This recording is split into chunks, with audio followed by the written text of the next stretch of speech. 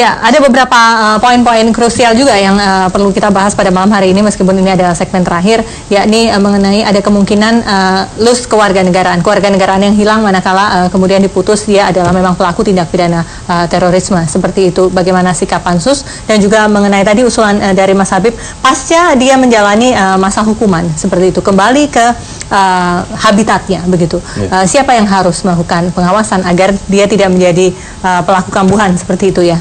Pak Dev. Ya, kalau untuk pencabutan kewarganegaraan itu yang fraksi saya dan juga sejumlah teman-teman bahas itu adalah bagi mereka yang terlibat tindak pidana teroris di luar negeri.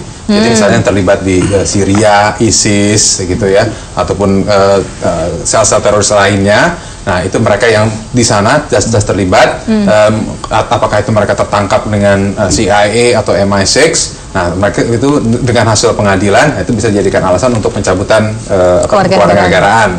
Nah, atau misalnya benar-benar terbukti terlibat, ada buktinya mereka memegang senjata memerangi menjadi kombatan di negara asing. Nah, itulah ya salah satu alasan utama untuk mencabut kewarganegaraan orang. Tapi kalau misalnya di Indonesia, ya selama dia di dalam tahanan Indonesia ya tidak bisa dicabut. Kalau misalnya dicabut ya berarti dia harus keluar dari Indonesia dong. Berarti kan dia nggak bisa ditahan kan. Nah, lalu kalau pengawasan, ya memang yang so far sejauh ini kita bahas itu adalah di BNPT. Jadi ya mereka yang memang sudah pernah tertangkap, sudah tertahan, sudah bilangnya sudah dicuci otak, tapi kotor lagi, masuk lagi ke dalam kegiatan terorisme, ya itu ya BNPT yang mesti diperkuat ataupun dipertanyakan kenapa masih lolos lagi. Dan BNPT itu tidak sendiri untuk melakukan deradikalisasi. Di dalam undang-undang ini akan juga dilibatkan Kemsos, Kemdik, Kementerian Agama, itu untuk dan juga lembaga LSM lainnya untuk proses penyebaran anti daripada kontra terorisme dan deradikalisasi. Oke, baik. Pak Sulistyo Pujo, silakan. Iya, kalau menurut kita memang yang kita bahas ini kan banyak masalah penindakan, tapi memang intinya adalah bahwa undang-undang ini harus memperkuat masalah pencegahan dan upaya-upaya preemptif dan preventif. Upaya-upaya ini memang kalau berhasil dengan maksimal itu seperti mencegah terjadinya pencurian dan karena kita tiap hari masyarakat sudah sadar, kemudian masyarakat paham atas fungsi peran masing-masing. Oleh karena itu, karena ini kita berperang masalah ideologi, kita yang lakukan adalah melakukan delegitimasi terhadap ideologi yang ada. Oleh karena itu berbagai ajaran ini memang karena ini ajaran yang salah, menyimpang, makanya tentu saja banyak peran daripada ulama yang kita harapkan untuk bisa memberikan kontribusi terhadap tulisan-tulisan yang secara maksimal agar bisa menurunkan tensi pemahaman masyarakat yang salah di kondisi saat ini. Oke, baiklah Pak Al-Araf. Gini, pencabutan kewarganegaraan itu satu bentuk penghukuman yang harus dihindari dalam sistem negara demokrasi. Karena pencabutan kewarganegaraan itu satu kondisi yang akan menimbulkan terjadinya status yang disebut dengan statelessness atau status warganegara tanpa kewarganegaraan. Di dalam peradaban yang kekinian, sesuatu status stateless itu sesuatu yang harus dihindari. Karena tentu itu akan meniadakan hak-hak lainnya. Jadi kalau warga negara dicabut haknya, maka dia tidak memiliki hak-hak lain. Baik itu hak didampingi dalam proses hukum, hak dan lain sebagainya. Dalam rezim kekinian dia tidak diperbolehkan. Makanya Konvensi Kewarganegaraan tahun 1960 memberikan dan menyarankan kepada negara-negara untuk tidak melakukan penghukuman berupa pencabutan kewarganegaraan. Lalu apa dong kalau untuk membuat efek jerah yang sedemikian dramatisnya? Pencabutan kewarganegaraan sebagai satu bentuk penghukuman. Kalau kita tadi berbasis pada bahwa terorisme adalah basis dari ideologi, tidak ada relasinya dengan persoalan mengatasi ideologi tadi, gitu. Karena pencabutan kewarganegaraan adalah satu bentuk penghukuman yang tentu dia satu relasi yang tidak terlalu terrelasi jelas dengan persoalan bagaimana mengatasi ideologi tadi. Ideologi tadi tahapannya adalah preventif.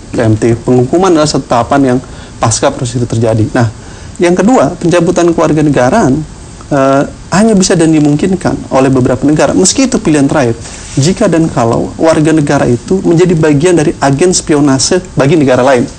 Oleh karenanya hal itu dimungkinkan di negara demokrasi. Kenapa demikian?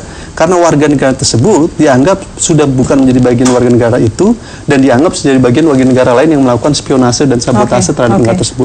Tapi dalam konteks kejahatan-kejahatan seperti terorisme, kejahatan narkoba, kejahatan lainnya, konvensi kewarganegaraan tidak memungkinkan untuk hal tersebut. Walaupun kejahatan itu berbentuk spionase, sabotase untuk kepentingan negara lain, itu tetap dihindari. Nah, itu prinsipnya. Dan saya rasa sebagian fraksi hampir sepakat di DPR untuk menghilangkan penghukuman pencabutan kewarganegaraan dan fokus tadi disampaikan oleh Pak Pujo upaya-upaya preventif dan lain sebagainya. Kecuali fraksinya Pak Dev begitu. Tadi katanya masih diskusi karena masih Pak Habib silakan singkat saja. Ya, saya kira closingnya adalah bahwa kita menghadapi sebuah sel terorisme.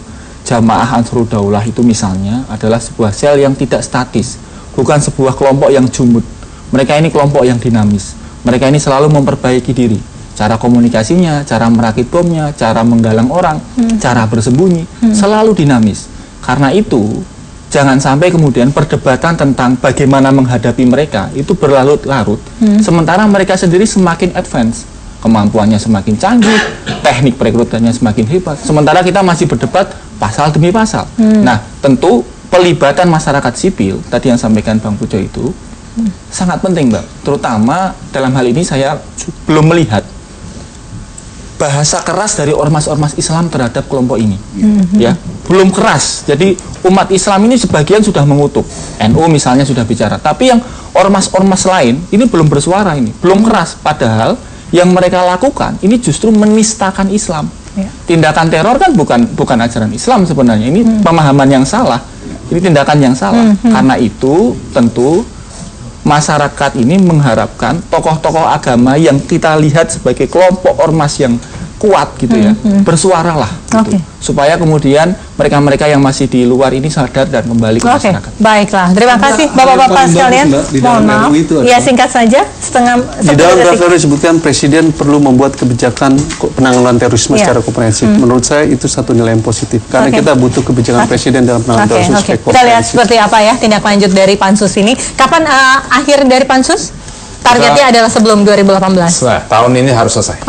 Baiklah. Terima kasih Bapak-Bapak sekalian. Itulah tadi pemirsa sajian 1 jam dari pro dan kontra. Kami kembali besok tentunya dengan topik-topik hangat lainnya. Saya Fesi Alwi pamit, selamat malam, sampai jumpa.